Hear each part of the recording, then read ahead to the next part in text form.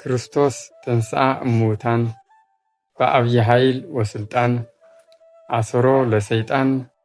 አግዓዞ ለአዳም ሰላም እምይእዜሰ ኮነ ፍስሐ ወሰላም። ኩልኩም ተኸተልቲ ኦርቶዶክስ ተዋህዶ ዝኾንኩም ኣሕዋተይ ኣሓተይ እንኳዕ ናብ ናይ ጎይታና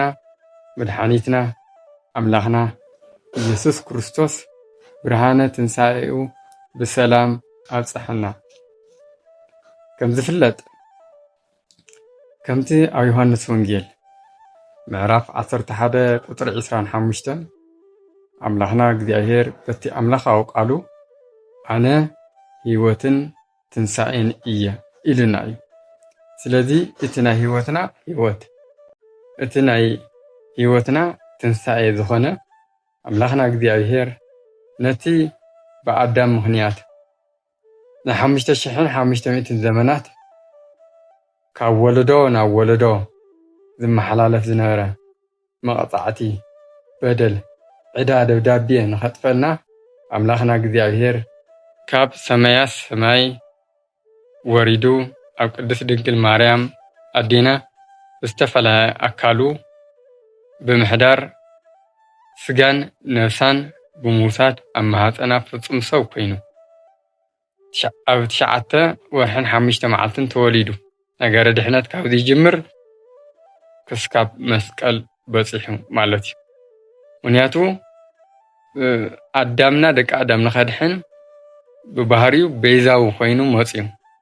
ስለዚ ኣብ መስቀል ተፈጸመ ኢልዎ ማለት እዩ። ኣብ መስቀል ድማ እታ መለኮታዊት ነፍሱ ካብታ መለኮታዊት ስግኡ ብፍቓዱ ፈልዩ ብፍቓዱ እቲ መለኮታዊ ነፍሱ ናብ ሲኦል ከይዱ ንኣቶም ብርሃን ሰው ኩሎም ካብ ሲኦል ናብ ገነት ኣውፂዎም እታ መለኮታዊት ስግኡ ድማ ናብ መሬት ወሪዳ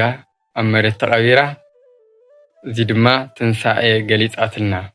ክንደይ ብዙሓት ዝኣኽሉ ምዉታን ተላዒሎም ኣምላኽና ከምቲ ዝፍለጥ ኣብ መስቀል ተሰቒሉ ዓለም ክትጽልመት ከላ ምዉታን ተላዒሎም እዮም 7 ተኣምራት ተኻይዱ ስለ ዝነበረ ስለዚ እግዚአብሔር ኣምላኽና እቲ ኣብ ሲኦል ዝነበረ ነፍስና ንኸውፅእ ብኣካለ ነፍስ ናብ ሲኦል ከይዱ ነፃ ኣውፂና እቲ ዕዳ ደብዳቤ ኣብ ሲኦል ዝነበረ እውን ደምሲስና እቲ ስጋና ኣብ መሬት በሲሱ ኸይቐረ ድማ ብኣካለ ስጋ ኣብ መሬት ተቐቢሩ ኣብ ሳልሳይ መዓልቲ ተንሲኡ ስለዚ ኣምላኽና እግዚአብሔር ብዓብዪ ግርማን